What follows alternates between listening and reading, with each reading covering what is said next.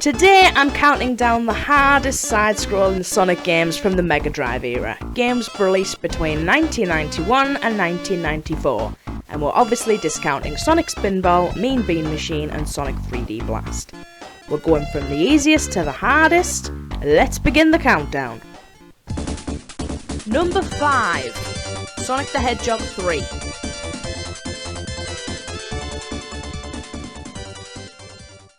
Considering that Sonic the Hedgehog 3 and Sonic and Knuckles were meant to be played together using the lock-on cartridge, it seems obvious that Sonic 3 is piss easy. It's designed to be the first half of a bigger overall game, thus easier levels.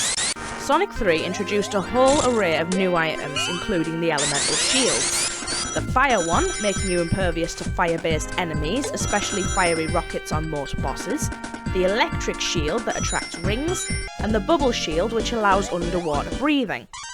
These shields also deflect projectiles and are as common as muck in the grand scheme of things, some of them being placed on the most direct route through the level. You can also easily acquire them from the checkpoint bonus levels.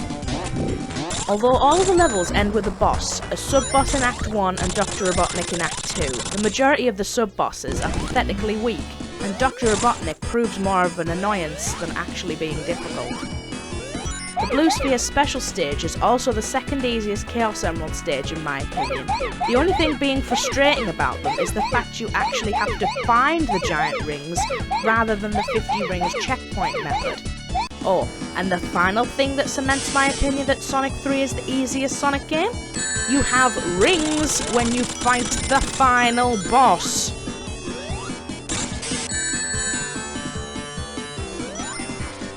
Number 4. Sonic CD. Now Sonic CD is a strange one here at number 4, but you need to bear in mind we're comparing Sonic CD to the other Sonic side-scrolling platformers on the Mega Drive, and it's the odd one out as it uses an entirely different engine and is full of unique mechanics that aren't present in any other Sonic game before or since. Sonic CD's difficulty curve is all over the place, and it's all down to the ability to warp between different time periods. As a general rule, the past is easier and the future is harder. The past tends to have less enemies and obstacles, while the future is full of badniks and traps. The first few levels are quite easy. A lot of them I breeze through just by practically holding right and doing the odd jump. The bosses, however, are all a pain in the ass. Every single one has some weird puzzle you have to solve before you even work out how you're supposed to start causing damage. The strangest of all being the treadmill boss. The last two levels are a combination of bouncy floor that rockets you to the top of the level, electrocuting mechanisms in the background, and having to traverse a factory-style maze as a mini baby Sonic. Number 3. Sonic the Hedgehog 2.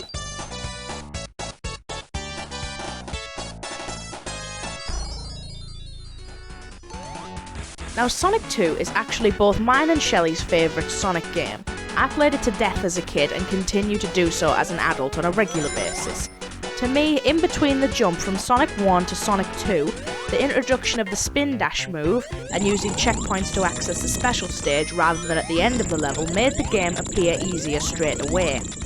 Sonic 2 is very easy up until around Hilltop Zone, where it finally gains a few teeth and they continue sprouting right up until the very end of the game.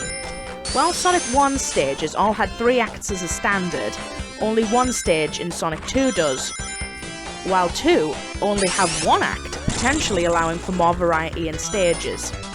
Sonic 2's special stages are easy if you play as Tails or Sonic alone. Letting the CPU control Tails is frustrating as hell as he just loves crashing into the damn bombs. Alternatively, having a second player control Tails makes these special stages insultingly easy, providing they're a skilled player. Speaking of Tails, both the CPU and a second player make boss stages easier, allowing for Tails to kick the shit out of Robotnik while Sonic sits back and watches.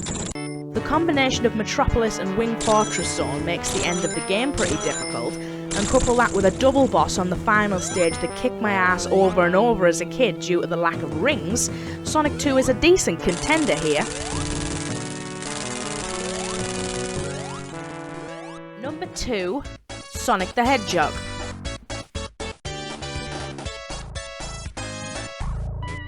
Like many first installments and retro games in general, the original Sonic the Hedgehog has a somewhat unforgiving difficulty curve once it gets going. Green Hill Zone is a little warm-up, which is hastily followed by Marble Zone, a level filled with spikes and lava, Spring Yard Zone, a level filled with enemies who chase you and tons of instant death drops, Labyrinth Zone, which is a fucking underwater maze, Starlight Zone, actually an easy level but it's filled with unkillable enemies, and Scrap Rain Zone, a level that contains no checkpoints and also has an act that is a Labyrinth Zone clone, another underwater maze. I'm surprised that the final boss is actually pretty easy. You have no rings of course, but as final bosses go, the only easier one is Sonic the Hedgehog 3's. The special stage is also unforgiving as fuck, constantly spinning around with trippy coloured backgrounds to give you motion sickness as you repeatedly fall into pit after pit after pit. Number 1, Sonic & Knuckles.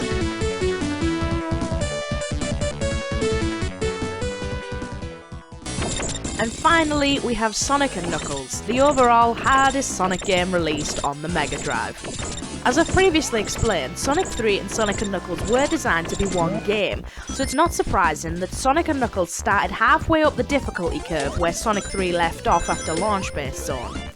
Right from the beginning, Sonic & Knuckles' first stage, Mushroom Hill Zone, is about as difficult as the likes of Casino Night Zone and Spring Yard Zone, and it continues building up a steep difficulty curve right up until the insanely difficult final boss. The final stage, Death Egg Zone, even forces you to traverse the level upside down, effectively reversing your controls. While Sonic & Knuckles is lacking in underwater levels, it certainly makes up for it, with tons of timed sections, tough platforming, levels that are built like damn mazes, and bosses which to find their weak spot is a bloody puzzle.